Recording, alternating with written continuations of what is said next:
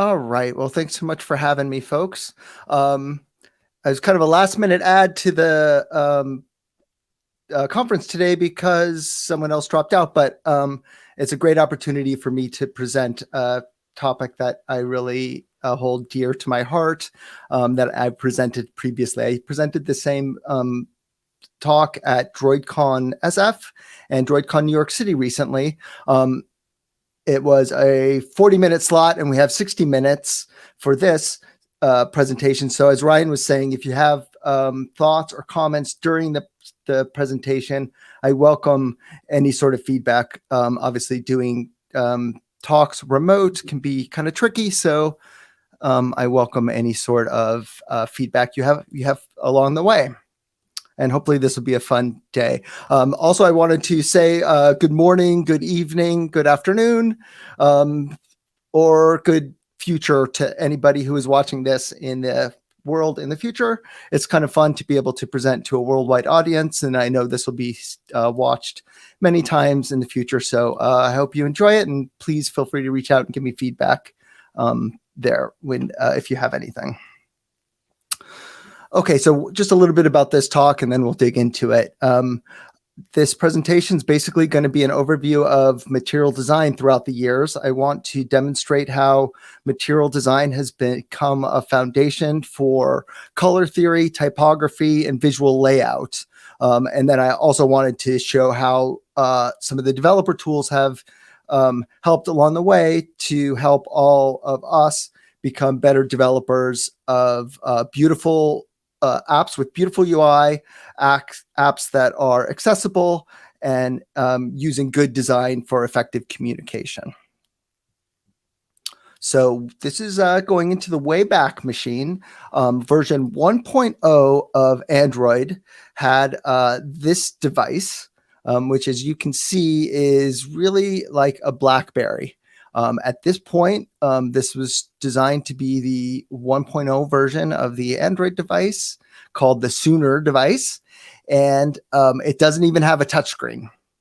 Around this time, 2007, there was another company in the Valley working on another phone that was called the Apple iPhone, and that had a touchscreen. So quickly, Google had to go back to the drawing board and reconfigure Android to become this device, which was really the first device that Android released for public. That is version 1.6 Donut, and they quickly enabled a touchscreen. And we're not going to go super into the history of Android today, but it's interesting to note, some of the things that this device didn't have, like multi-touch, or a lot of other things. We've come a long way, and I hope to kind of show that in this presentation. So at this time, my slides here locally are not advancing the same as, there we go. All right, so let's talk about the early years of Android, and I'm going to call these the messy years. So we had Eclair, Froyo, Gingerbread, Honeycomb, Ice Cream Sandwich, Jelly Bean, and Kit Kat. That's quite a few years of rapid Android OS releases, but really a lack of cohesive Android OS design. And keep in mind what the next release is going to be. That's called Lollipop, of course. That's going to be an important one in this presentation and for Android, because that's when a lot of the design considerations actually did come out for Android. So let's talk a little bit about what these messy years actually looked like. So at this time, there were poor specifications or literally no specifications for design guidance on Android. It was a free-for-all. There were really no component libraries, or if there were component libraries, they were really supported by third-party vendors. I'm thinking of things like Action Bar Sherlock, things like that. There really was no native components that were easy to use or out of the box like we have today. These are the days of the PM and the designer giving us absolute designs that were based on iOS and saying, okay, Android, just make yours look the same. And remember, at this time, it's super difficult for us to do, but super easy for the iOS developers to do. The iOS developers were literally working with absolute designs where everything was pixel perfect and laid out to the exact specifications of that one screen. But as Android developers know, we always had to struggle with multiple form factors and different screen sizes. So it was always very difficult for us. Finally, at this time, Google did release some UI guidance, having design patterns and UI flows, but there's no implementation whatsoever to actually design use these components within your app. At this point, as I mentioned a second ago, every screen is a unique and special masterpiece.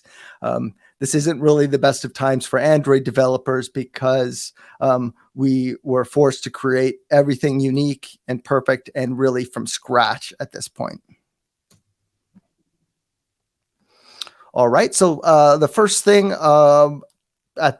in this presentation, I'm going to show a couple different apps that I've used.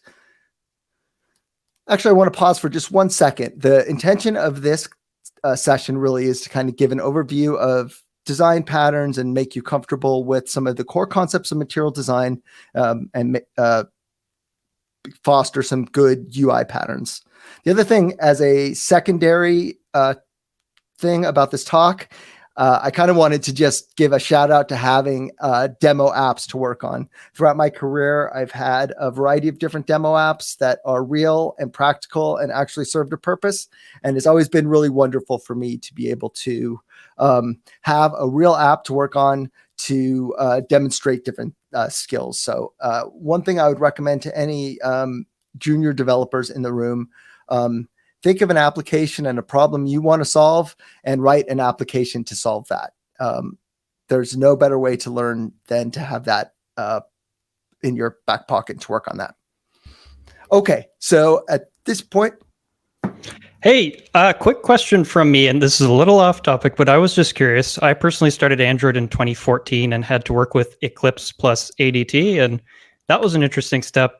Did you start before Eclipse? And if that was the case, what did you use before Eclipse? Okay, so you're really sidetracking, but it's actually a wonderful sidetrack for me because I'll just tell you that in a second. So I'll answer your question and then I'll explain why it's kind of nice that you brought that up for me. So I started with Android before in the very, very beginnings, and I absolutely did use Eclipse.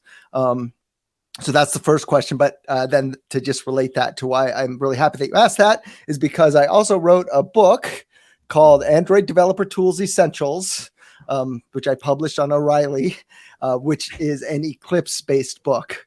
Unfortunately, it took me forever to write it, and by the time I finally wrote it, Google released Android Studio and somewhat deprecated my book almost before it came out. Oh, that's harsh. Thank you. Sorry for the interruption there. Super interesting. No problem. Hopefully this talk does kind of stir some memories from the Wayback Machine. That's kind of what it's intended to do. Okay, to get us just back on track to the presentation, this is the first app that I presented to the world. This is called Droid of the Day, and all it did is every day you got a notification, and it presented a hand-picked app that I wanted to highlight from the Play Store that you could then either download it by going to the App Store, like or dislike it, or share that link to somewhere else. That's all this app did. You could not look at a list of previous apps. You could not look at categories. Very, very limited. But this was MVP, and I was happy to get it out into the store. The important reason that I wanted to highlight it and show this app now is to show really how far we have come with design. This app, quite frankly, and I'm the one that's presenting it, is super ugly. The icons are hideous. They're chrome. They're also totally not dimensioned properly. They're too big. There's a ton of reasons. Actually, I think that's my next slide of kind of what I have the slide in a second of what really what the challenges are. But let's get back on track to 2010. At this point, Google hires Matthias Duarte. This is a big deal in the Android community and for the design world. I will just put a sidetrack. This picture is not from 2010. This is from the maybe 2014, but we don't have Twitter anymore, so I need to be able to share my pictures with famous people someplace. So I need to make sure I got this light in there. At 2010, Google hires Matthias Duarte, and things are going to start to change as far as design in the Android world. But not quite yet. In 2011, this is kind of our first shot after 1 year after Matthias was hired, we get the Holo theme.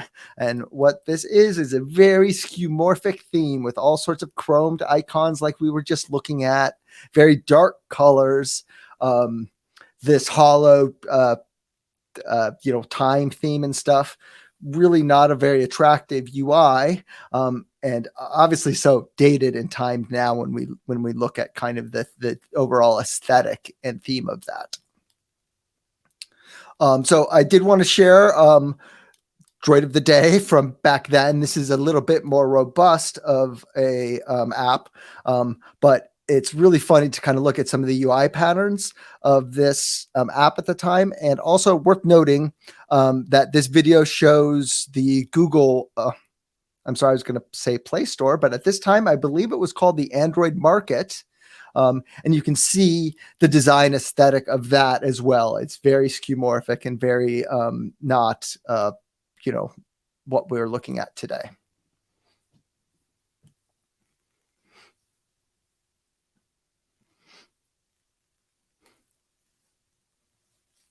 I guess it was called the Google Play Store then.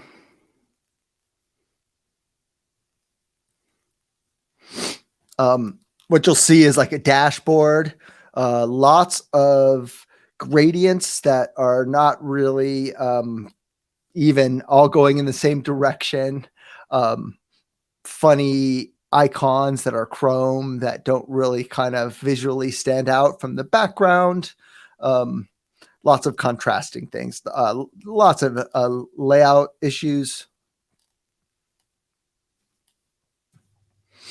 Okay, so let's just talk about specifically some of the issues that you would find if you were using Droid of the Day at this time. There's no accessibility, legibility. It can be a challenge. There's gradients upon gradients upon gradients, all sorts of alignment issues. At this point, I did have dark mode and light mode, which is kind of interesting. But there were all sorts of challenges with the vibrancy and other aesthetic issues with that. And at this point, there's absolutely no animation or, aesthetically pleasing operations. This is just, what you see and, hard transitions to the next thing. At this point, this app is really pretty rough looking. And, when we reflect back upon it, really has some pretty strong issues. However, at this point, this app was also good enough to get featured at the at Google I/O in a Play Store. I'm sorry, this app was good enough at the time to be to get me featured at Google I/O in a presentation called "Playing with Patterns," where again there's Matthias Duarte, and they looked at my application and kind of discussed some of the things I was doing right and some of the things I was doing wrong. Also at this time, so this is a pretty cool Google I/O for me, 2012. But let's talk about if this was really a good year for design for Google. So at this year, Google 12, in addition to my awesome presentation, they also announced the Nexus Q. This was the year they had the giant Google Glass presentation where 2 days in a row they had people jump out of an airplane and then skateboard into the arena. Then the final big announcement of Google I/O was Google Plus Events. Womp womp. This is not the year that Google is going to apply a lot of their resources to design. So let's jump forward one more year. So we're still very much looking at an aesthetic of a Holo design where you have lots of dark colors and lots of gradients. But the general trend this is driven by Apple at the time, was to redesign applications to become more flat. So at this time, I did a complete redesign of Droid of the Day and redesigned it to flat design scheme and also some different design patterns. And this is all driven by Google at the time, kind of changing some of their direction as well, and their material design direction. So one of the big things that came about at this time was Google changed their direction on how to use navigation. I'm not sure if anybody in the room remembers, but at one point, Google had this dashboard pattern that they suggested where you picked your 6 favorite items and put them on this dashboard that would be the first thing you present to the users. They decided not to do that, and they switched to what we still see today in a lot of applications, and that's a side navigation where you have the same sort of navigation destinations, but they're presented now in a panel that can be swiped in from the left and the right. In addition to that change, another big change was going away from gradients and lists that are delineated by those gradients into lists that now have distinct cards that are set against a different background with some sort of shadow. And this is pre design time when we had elevation, which we'll get to. This is still just all pretty much manually done with PNGs really in the background, creating a shadow that somewhat looks good. What you will notice is some of the patterns have remained the same, like the view pager. That's still pretty predominantly used today. And obviously side nav, as we talked about before, is still used today.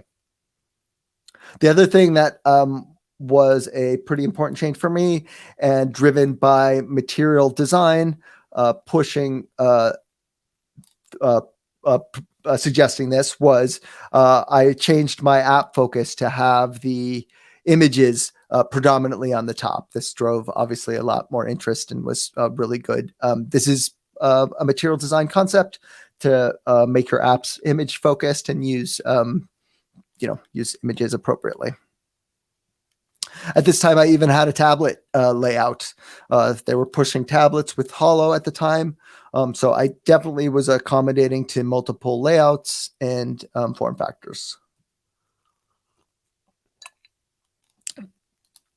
2014 comes around, and this is the big year that we were hoping for the year before when we got the Nexus Q. Matthias has finally had his time to create the design system that is going to change the world. And I'd love to show the announcement for this. This is Lollipop. Remember when we talked about this before? They created this really jazzy video to promote the core concepts of material design. And the fun thing about this demo is they use the letter L because this was in the times when the name of the OS was super secret and guarded really carefully. So they had not yet announced the name Lollipop, but it's worth spending 1 minute to both listen to the really awesome soundtrack, but more importantly, to kind of take a look at what the vision was for material.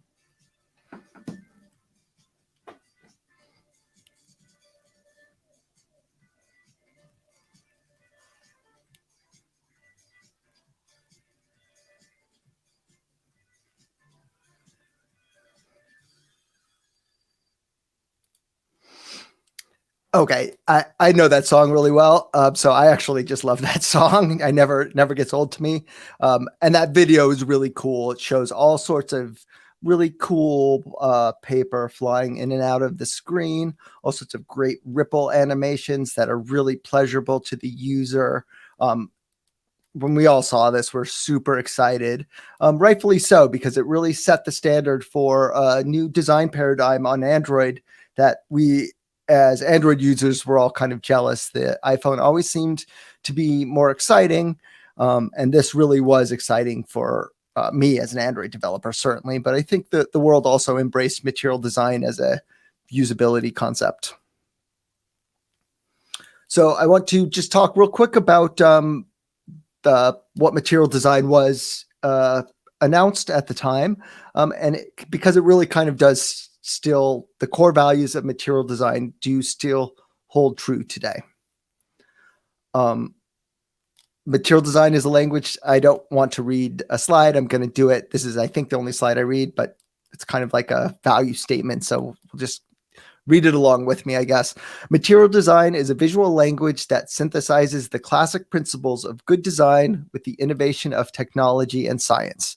The goals are to create, unify, and customize. So let's talk a little bit about really what material design is all about. Material design is really simplified. So this is kind of the foundation of creating a design system for Android. They created really simple specifications for color, typography, dimensions. And then they also, at this time, included some components that helped us implement some of these different specifications with the core, the beginning of the Android support library that included some of these concepts. And I'm going to go ahead and dig into some of these specifications in the next slides.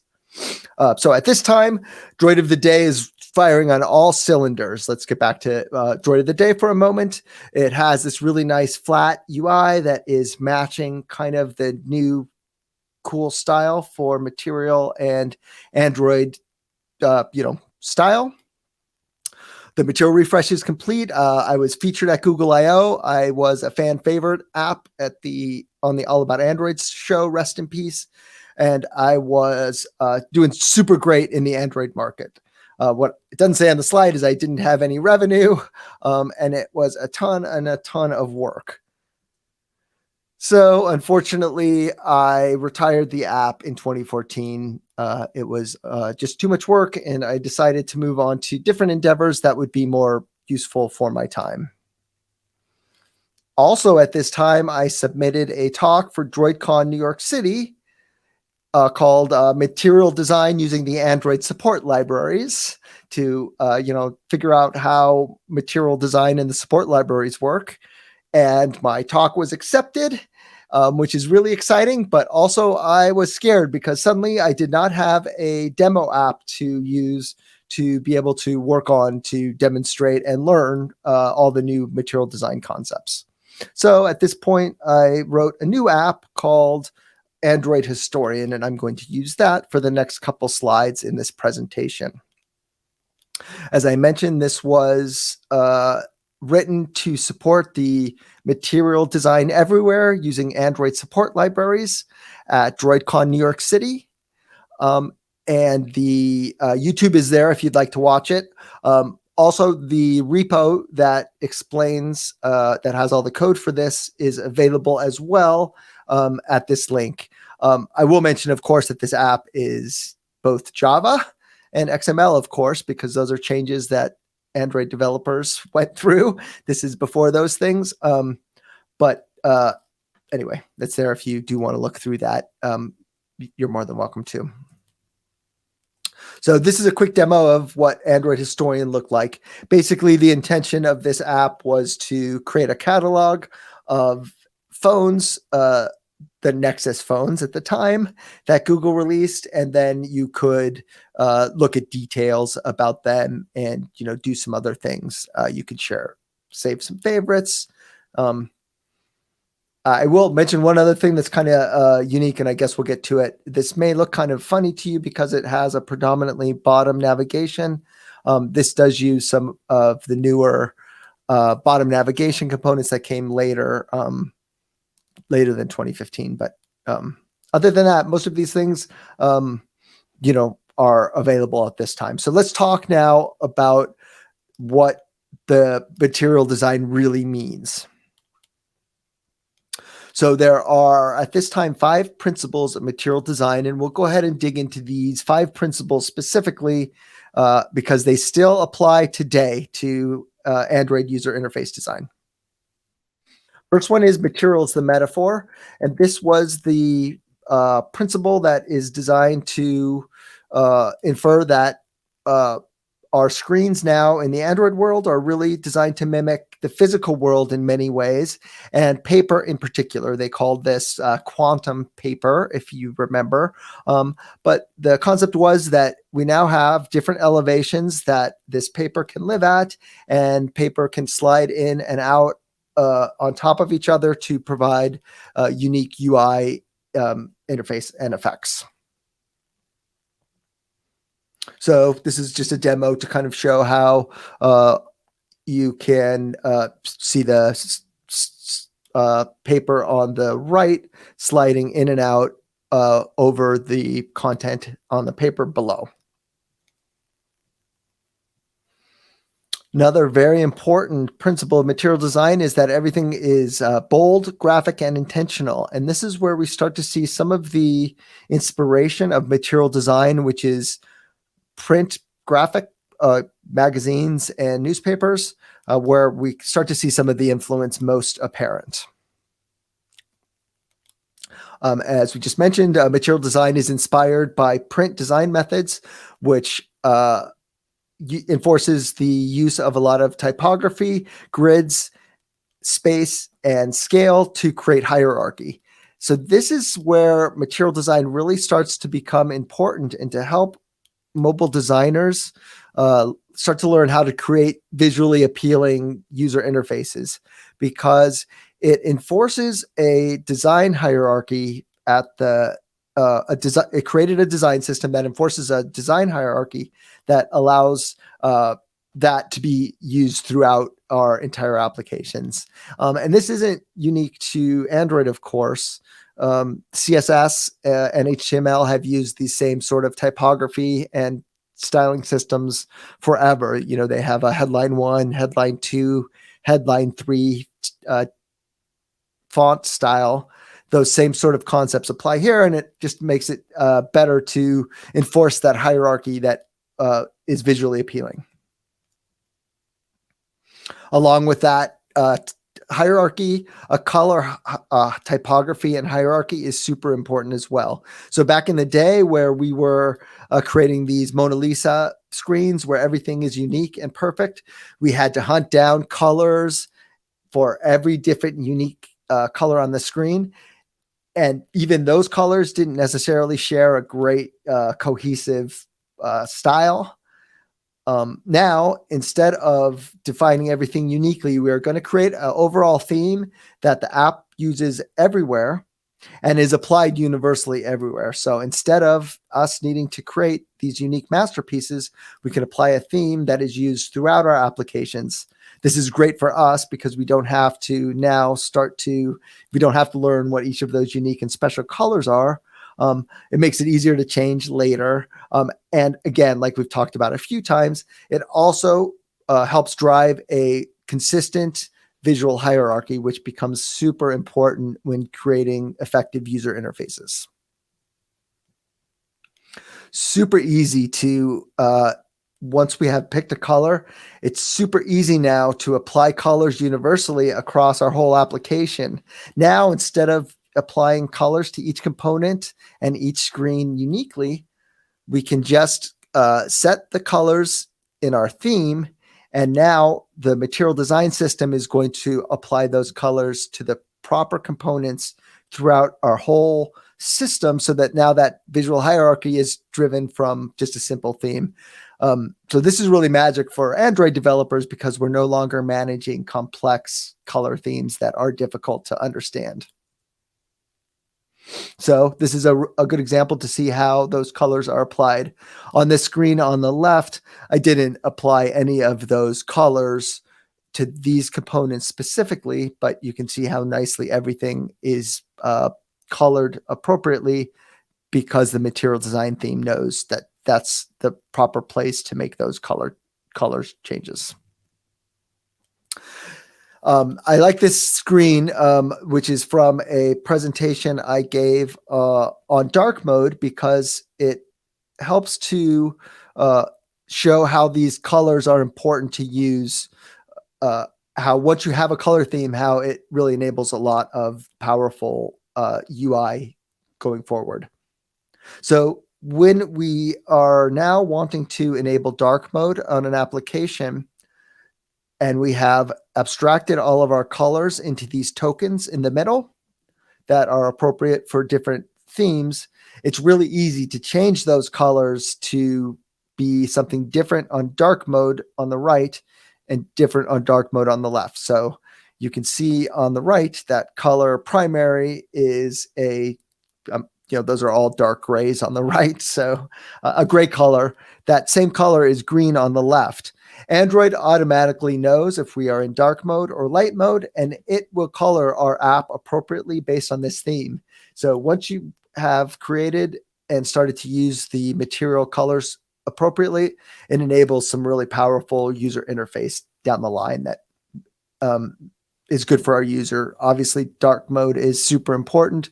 Users will really want that. And if you're using material color theming properly, it makes it really easy. Same goes for typography. We kind of talked about this before, but material design did a great job of informing a specific hierarchy for typography. And once you stay within those type styles, it informed a really nice visual layout later. So going backwards, not forwards. Okay. Worth noting that material design is built upon a flexible foundation. So back in 2015, designers were really worried that every app was going to look the same, or there was going to be no flexibility based on material design. The importance of material design and the intention of it is that it is designed to be a foundation. It's designed to provide a lot of important frameworks, but it also has a lot of levity that allows you to add your own branding. It's very much intended that you can extend and use material design however you wish. And also, it's worth noting that material design is a specification. It is not a standard. You do not have to use any of these particular design tokens that they've created for you if they don't fit your particular branding or style. That's part of the original design, the original intention of material design. And I just wanted to make sure I mentioned that. And as I mentioned, at this time, everybody was worried that their app is going to look like everyone else's, but the answer is it won't, but also it will in many ways that are important. Instead of being unique navigation patterns or dimensions that may not match what the user is used to, or even typography styles, it's now going to have your own branding based on color or iconography or photos you're using, but it won't be unique in the way that users interact with it, the way that they navigate to different screens, or the way that they look for the share icon. Those things will be the same. And that was really important because one of the intentions of material design was to start to drive a cohesive user experience on Android as a whole. So they did want our applications to look the same in many ways. And that was one of the goals. We don't need to spend too much time on this, but the material design system is really not just for Android. It is something that can be applied towards all sorts of different platforms. Okay, and then the next one I want to go over is really an important one, and this actually came about in 2016. So in 2015, they established all the different material design principles, and in 2016 they expanded on a few of those principles, in particular relating to motion. So they gave us some really good guidance and tools that helped us drive a more cohesive animated experience on our mobile devices. And hopefully I wanted to share, not hopefully, I will be sharing with you some of these principles. Hopefully they will help you understand some of the core concepts of animation and that you can apply in your own use cases. Okay, so as I mentioned a few times in this presentation, how I generally work is I submit a talk to DroidCon, and if it's approved, I have to create a new app to support that. So for DroidCon New York City 2016, the presentation was titled Mastering Material Motion. And that those links are all here if you'd like to go look at that. And that's the app I'll be using for the next couple slides to show how these important material principles apply to motion. You're more than welcome to go to this GitHub repo. It has that presentation linked, which I think is really good and expounds on these basic principles that I'm only going to be able to go through really quickly right here. So if you're interested in learning more about animation and the core animation principles, I think it is useful. Okay, so the first principle of material motion is that motion respects and reinforces the user as the prime mover. So what this means is we don't have motion that the user didn't start or that is superfluous to something that the user has done. This means that we don't have that jackhammer screen GIF from the olden days of the work in motion. It also means that we should be using touch feedback on all of our different buttons. And the touch feedback method that Google gave to us at the time was Ripple. Oh, sorry, I realize these are videos, not GIFs. So you can see that when the user clicks on a button, the button both raises and ripple emanates from the place where the user has touched. So this is really powerful, and it reinforces that the user has performed an action. That's effectively using motion, and you should consider. You should definitely have touch feedback on every button that you have in your UI, and you should think about how you use those. And enough said on that. The next important principle, and this is animation principle that I think is worth talking about, is that motion needs to be natural. So what this means is that in the digital world, when you move digital resources from one point on the screen to another point on the screen, you can do that in a linear manner that doesn't seem to follow physics. And for animation to be natural, and by the way, this isn't just moving items in and off of a screen. This can be a button appearing on the screen, or anyway, what it's an important concept to follow is something called interpolations or easing curves, as it's called on iOS. Basically, instead of animation not following natural physics and just moving instantly, you can apply natural motion so that an item takes a moment to come up to speed and then takes a moment to come down to speed, like you see in this image. It doesn't go instantly. It takes a moment to come up to speed, then it's at speed, and then it stops. So let's talk about really what that means. So you can see it really here in this demo. You can see that when the item comes into the screen, when the green button is pressed, it comes in quickly, and then it comes slowly to a stop. This feels more natural to the user than when it is animated like the red one, where it just uses the same speed to come in and out. And then, of course, the last one uses a bounce interpolator, which adds an even more of an effect, that it shows that button, that ball bouncing in.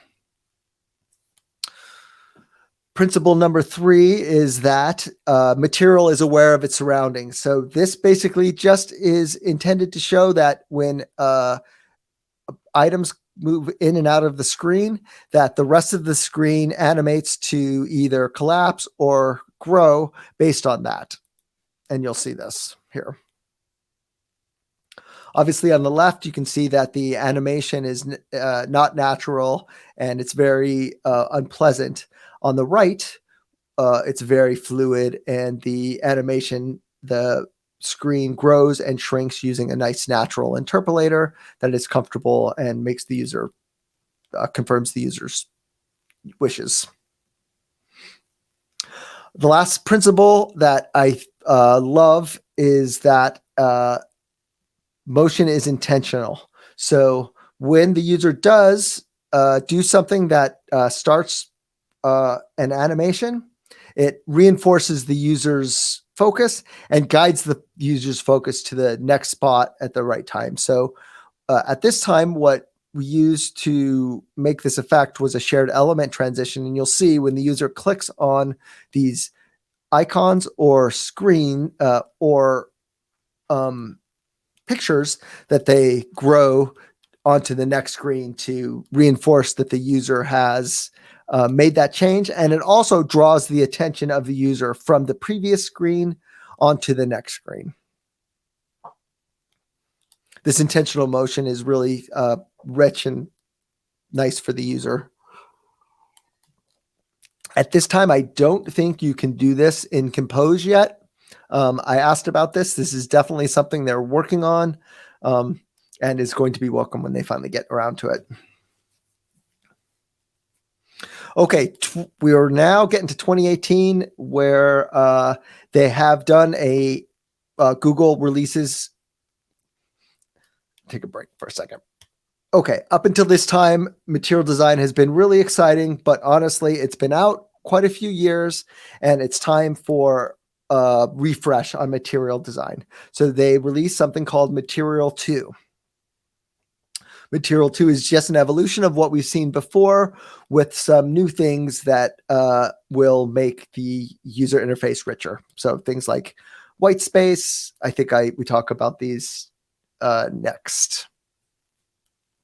White space, they created a concept of using shapes to drive theming. You could create rounded corners or notched corners for certain things.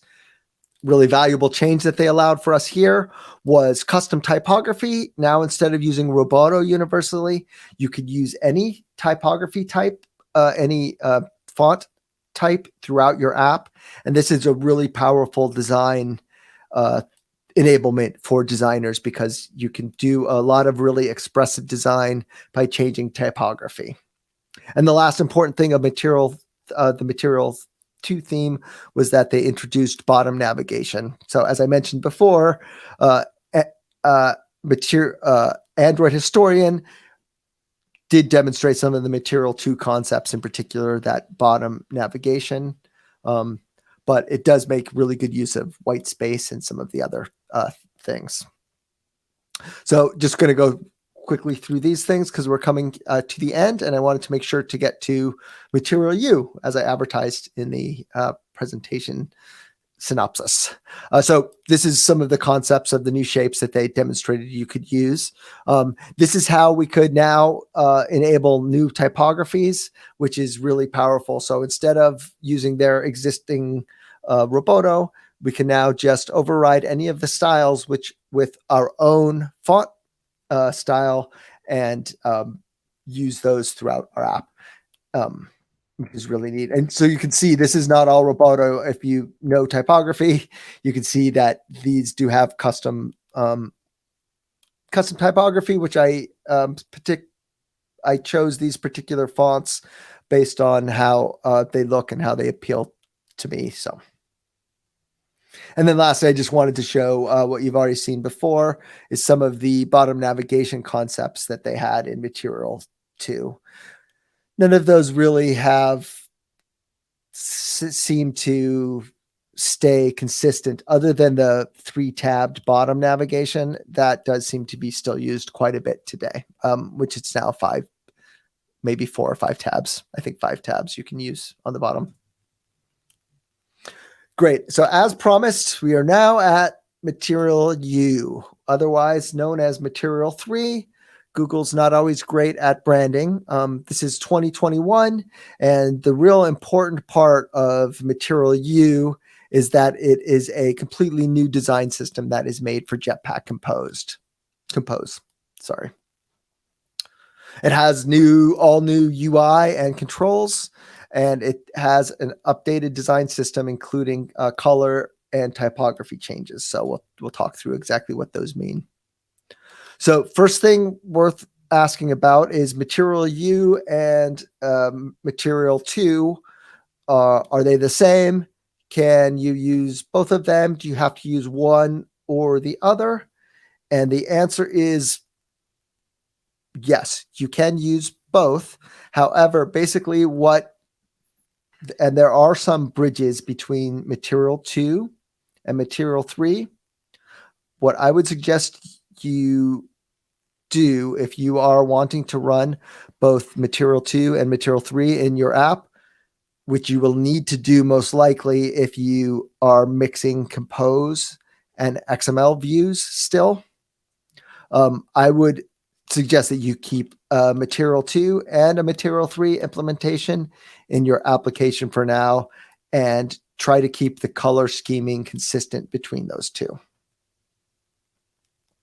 But you will not be able to really replace Material 2 with Material 3 in any meaningful way and just use one design system now for all of your legacy and Compose code. That will be difficult, and I don't think you'll have a very happy time doing that. Okay, so let's look a little bit at what some of these updated UI controls now look like. You can see on the left the old style, and on the right new Material 3 components, and they just have some different color and style appearances. So let's talk about those color changes. As I showed you before on that slide, we previously had a bunch of different tokens that were defined for different colors as they lay out inside of our applications. We still have those same concept of using those colors and those tokens universally. However, the names have changed. There are different colors now: primary, color primary dark, on primary. Those don't necessarily associate with each other, but the names are different, and you will have to define a new color scheme for your future applications. Fortunately, this is available. Fortunately, this is not something you have to do yourself. Hopefully you remember there was a material color theme builder before. There is one also for the Material 3 theme. Basically, you can go to this website and you can put in a few primary colors that you want to use for your branding, and it will output a complete Compose theme that will work with Jetpack Compose that you can pull directly into your application directly. So you don't have to create your own. You just go to this website and it will help you generate one that has all the proper, all the different colors created correctly for you.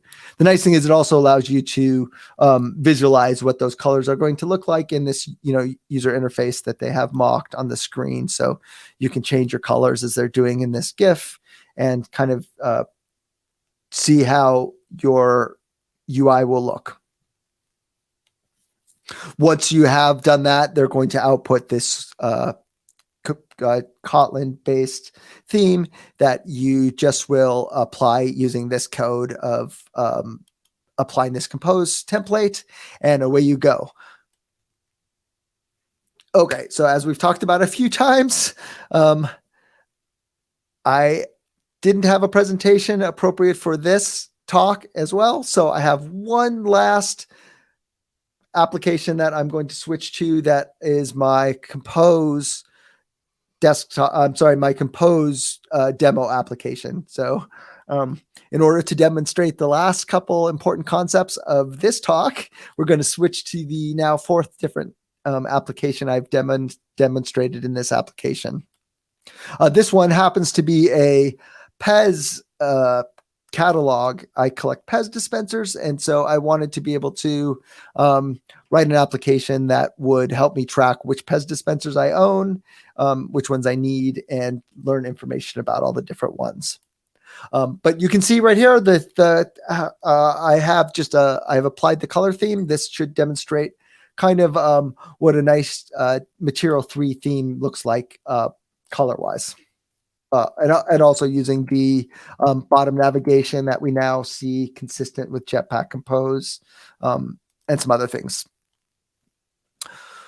I'm using a standard fixed color theme for my application, but you can also use something called dynamic color in your applications. And if you want to use that, you can basically go to this theme builder, and basically the concept of dynamic color, this is new for Material 3, is you can theme your application based on the desktop, the screensaver of your Android desktop. So the goal of this is that Google thinks that you may want to have your whole phone match a consistent theme throughout all of your applications, and that this particular dynamic color feature would allow you to do that. So if you want to see how your app would look with the different dynamic colors, you can actually upload a desktop background to this particular that website, and it will show you what dynamic color would look like. As we mentioned before, the concept of using design tokens for typography is still the same, but just like with colors, the names have changed between Material 2 and Material 3, and the concepts have slightly changed as well. Instead of having a bunch of just having a bunch of different names of where headline may have 1 through 6, they now have defined small, medium, and large, and then a bunch of different buckets that those different variations fall into. The concept is exactly the same, but the implementation is different.